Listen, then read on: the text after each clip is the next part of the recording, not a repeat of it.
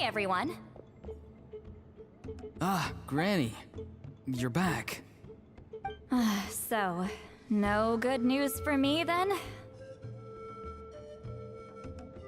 You saw right through me. The Traveler collected a lot of spirits, and I checked all of them one by one. None of them matches Leela's description. I figured. It was written all over your face. It's alright. I didn't exactly have high hopes for the needle in a haystack approach anyway. Leela's condition is still stable, but we're not really getting anywhere. Well, luckily, I made some progress on my end. Leela's parents told me that he made a new friend recently, and apparently he's been out of the house for days at a time. On one occasion, they secretly followed him and saw him and his friend tinkering around with something at a camp. Yeah, some guy who goes by the name Kokuchu, dressed in what looked like Inazuman attire. Is this really all I'll need, Mr. Kokuchu?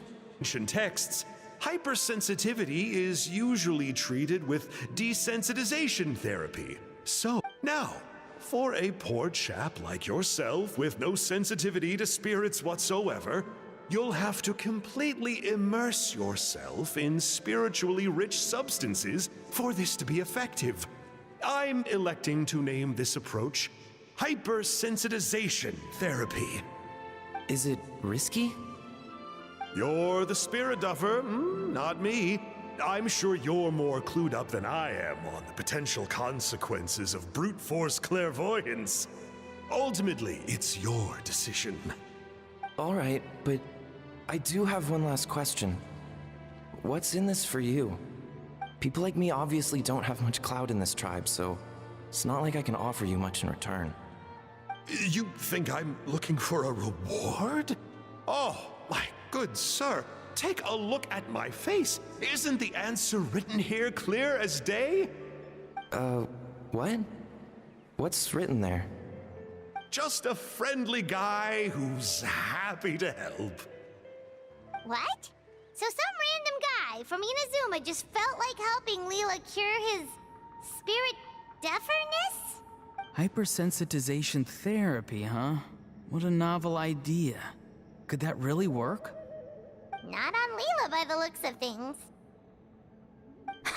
It's anything but novel. Our tribe used to offer it as a treatment once upon a time. But it was so fraught with risks and had such an abysmal success rate that it was eventually outlawed. As for this Kokuchu fellow, I'm sure he has his own agenda.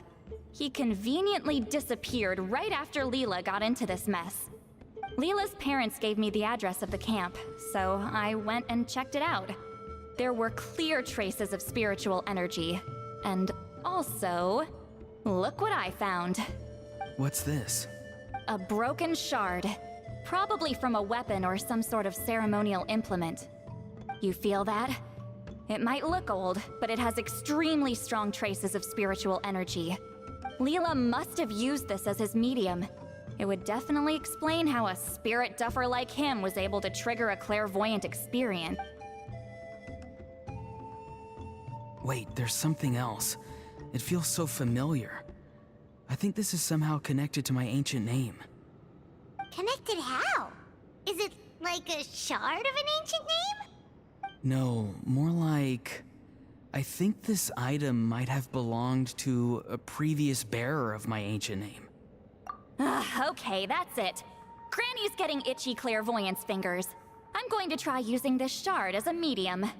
Cool, same as last time? The Traveler can use the spirit loom to record what you find on a woven scroll.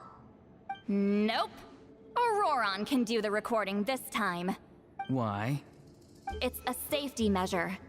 You have a better understanding of the spirit domain than the Traveler. If this really is a Sanhaj relic, you'll be better placed to deal with the fallout in the event that something goes wrong. Ah, see, Paimon? Told you Granny has a soft spot for the Traveler. Look at her not wanting to put her in danger. Meanwhile, I'm just a grandkid, so I'm expendable.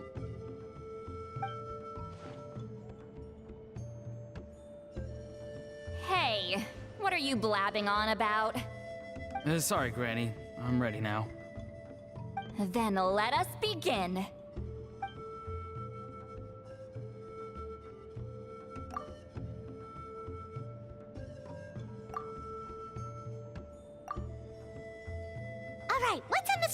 time. Looks like a broken bow covered in flames. Hey, don't you think one of the pieces looks just like this shard? You're right! It seems to be from the body of the bow. I saw a bow just like this in one of Granny's scrolls. In the Battle of the Mare Javari. I guess that proves it. This shard is a bona fide Sanhaj relic. Good old Sanhaj. The relic's spiritual energy was fluctuating very strongly, but I wasn't in any danger at all. The Traveler probably would have been fine as well. Now that's a true hero, huh? Generations later and the stuff he used to own is helping to treat spirit duffers. I still think there's more to this story, though. Kokochu must have had his own motives beyond just treating Leela's condition. Well, okay, we saw the full bow just now, right? I don't know if he'd have anything to gain by doing that. Even if they're Sanhaj relics, I still doubt he'd have much use for a broken bow. Also, why use a spirit duffer in that case? You're basically setting yourself up for failure. Huh? Leela's body is responding! Let me take a look. I can sense a spirit being drawn to the relic. Looks like Granny's plan is working. Leela's spirit is being drawn to the bait. In that case, let me try again. This time using both Leela's body and the shard as mediums. You can do it, Granny. I'm ready to go too. You got the itch too, huh? Plus, Aurora went last time. It's only fair to take it in turns. Fine by me. We know it's safe now, so you shouldn't have any problems.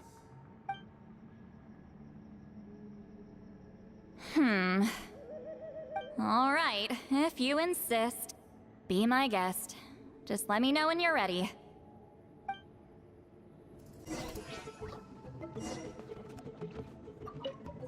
You ready? All right, here goes.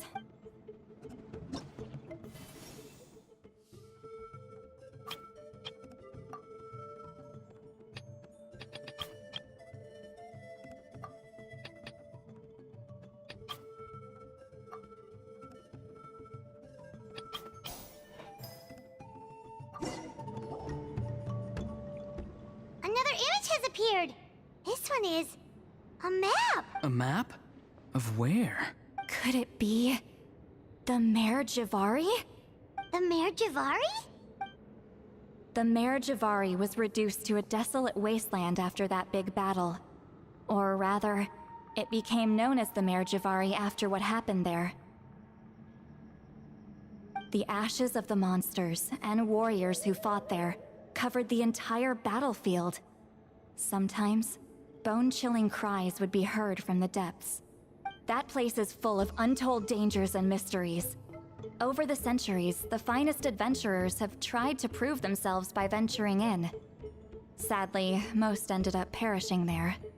That lasted up until around 20 or 30 years ago, when strange things started happening. People started speaking of an enormous dark creature the size of a mountain, roaming around inside the Mare Javari. And then, shortly after that, the whole region just completely disappeared. Nobody knows how, but that infamously ominous place just vanished from the face of the world. What? How the heck? I know, right? Anyway, if I'm not mistaken, the place indicated on this map is where it used to be before it disappeared. At the westernmost part of Natlan. It's a very remote location, far away from any of the tribes. There never used to be a settlement there, but there's more people since the Mare Javari disappeared. Anyway, that's just what I've heard. I've never been there myself. This is what age does to you. The older you get, the less adventurous you become. That's just an excuse. Granny's too lazy to take a trip that far away. Hold on a second. There's a spirit approaching the shard and the woven scroll.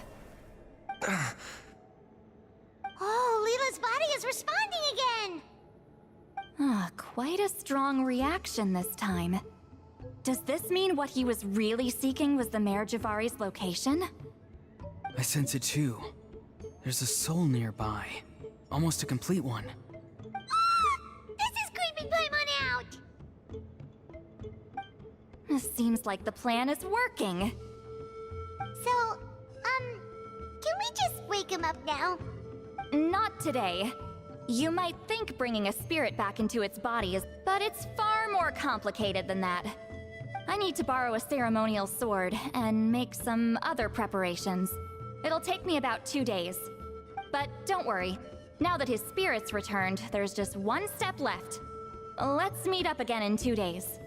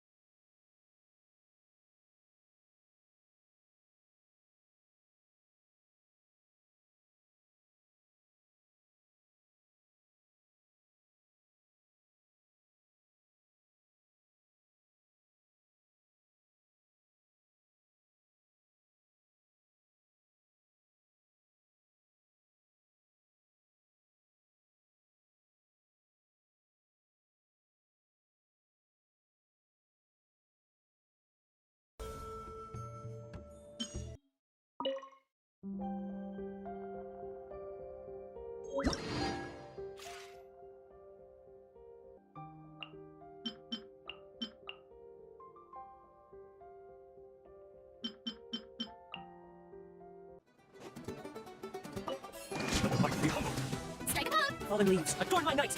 Into wind! Hear the echoes of the valley! Let the world collide! The tides beckon.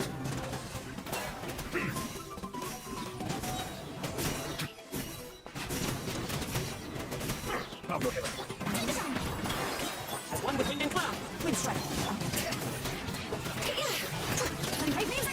Let the mighty be humbled!